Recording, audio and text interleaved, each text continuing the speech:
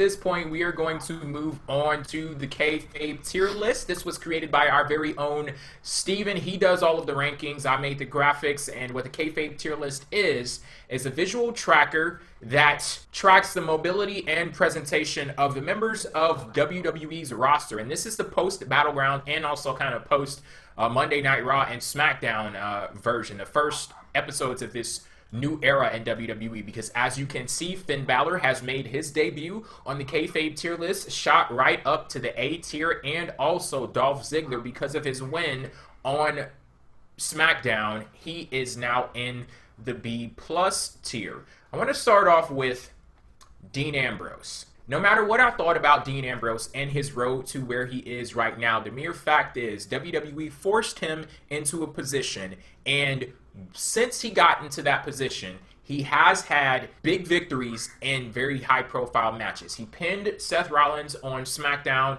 last week, and he also pinned Roman Reigns in the Shield Triple Threat match to retain the WWE Championship. That alone does provide legitimacy to his character. So as far as my whole rage against Dean Ambrose and his position on the Kayfabe Tier List, I'm not clapping, I'm tapping. I'm tapping out. I'm done.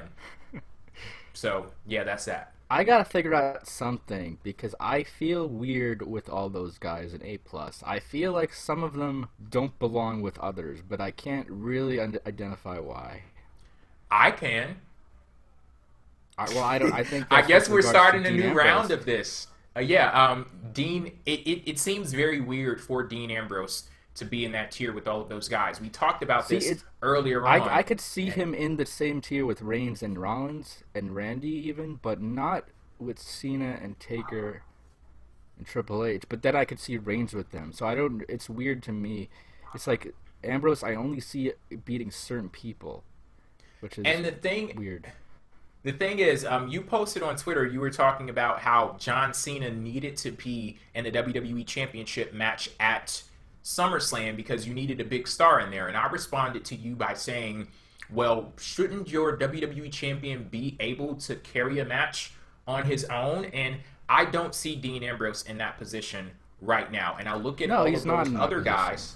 But the thing is, I look at the A+ tier, and I look at all of those other guys, and I believe that they are in a position where they could carry a match on their own. Now, of course, you may disagree in the case of Seth Rollins, but I disagree with that disagreement there. But the point that I'm trying to make here is there's something to be said about Dean Ambrose existing as a WWE champion in that A+ tier and you not believing that he is a big enough star to hold down the fort in the position that he's in right now, because this is a guy who, as you put it, had a practical victory over Triple H.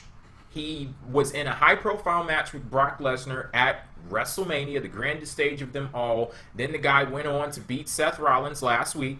And knowing how much WWE has invested in the three members of the Shield, that was the one standing tall after their triple threat match when everything is said and done. So the fact that he exists in a position right now where he can't even hold down the fort where he is, there's a lot to be said about that. You know, I kind of think I know why that is. I'm thinking about all of his big matches, and a lot of them he performed really well in terms of how he was presented, but there were two in particular where he didn't, and that was against Brock Lesnar, which was the major one, and then against Roman Reigns at Survivor Series, where he lost after one spear. These matches, in my opinion, were very inconsistent with how Dean Ambrose is usually booked. They're sort of the outliers, and I think they drag him down a lot because in his other big title matches, he always, if he doesn't win and then lose by technicality, he always puts in a lot of resiliency and he withstands a lot of shit. In those other matches, he lost after, if I remember correctly, one finisher from each guy.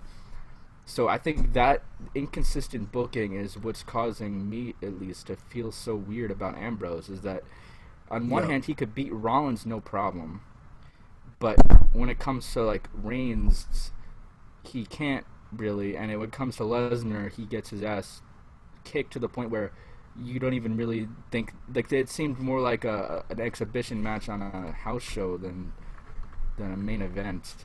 So I think those two matches really hurt him. Before And I you think, go, Evan, I have something to say. I oh, want to respond to a comment from Damien in the chat. He's saying, I didn't think the kayfabe tier list was about star power slash drawing ability, but in terms of how likely you are to win a match in kayfabe. If that's the case, Ambrose has to be in the A plus slot. I would say That's why I that have him there. yeah. So actually, and you heard it from the creator of the Kayfabe tier list himself. You are right. But from the perspective of how we use the Kayfabe tier list on PWF Empire Live, we use this to have larger discussions. We're not just restricted to what the Kayfabe tier list is. We use the Kayfabe tier list as a platform to have discussion. So it could be a discussion specifically based off of the Kayfabe tier list, or it could be another aspect of pro wrestling or WWE or whatever it may be. And that's how I'm using this right now, because Dean Ambrose, yeah, shit, he beat Seth Rollins, he beat Roman Reigns, so it's only right that he be in the same tier as them. However, it just feels very weird. Looking at the entire picture, something like about him being there feels weird. And that's funny that I say that, because I did say I was tapping out with this whole Dean Ambrose thing, but And I feel the same way. I started up a new round of it. I feel the same way, so I can relate to that. So, yeah, let's talk about Finn Balor a little bit right now, too, because I think that it's great that we have a new star on the Kayfabe tier list, and he's that high up on the list there. He's joining AJ Styles, and I'd say that that's pretty damn good company to be in right now. certainly is fair too, because I mean he's the guy now who's going to SummerSlam already and contending for a championship. I think he's very deserving of that spot. And again, I think that kind of backtracking for 1 second about Dean Ambrose. I think that the reason he feels so strange in the A-plus tier has a lot to do with the fact that WWE likes to do things in a backwards-ass way now, where they make you relevant when they put the championship on you or put you in the championship scenario. Stand that. I am 100% with you. I can't stand it either. They're trying to make Dolph Ziggler relevant again, for example, because he's number one contender. Hey, he's number one contender. He's relevant again. Like, oh, even though he hasn't been in that position for like 2 or 3 years now, suddenly we're just, forget the last couple years, or forget in Ambrose's case, those outlier matches that Steven mentioned, and now he's champion, so he's relevant. I mean, the closest thing to relevancy that Ambrose has had in any time recently were those 2 wins he got, one clean over Rollins and then one clean over Reigns in the course of the same week. That's the most relevance that Ambrose has had in terms of winning matches for booking. So I think that's why he feels so weird that high up, because yes, he deserves to be that high up because he's champion, but at the same time, the past, it makes you scratch your head. It really just does. Okay, any more comments on the Kayfabe tier list? There's a few mistakes that I made. The Vaudevillain should not be in B tier. I don't know why I overlooked that. Del Rio should probably be a bit lower than he is. Aside from that, not really. I mean, Finn Balor is an A because he beat Roman Reigns.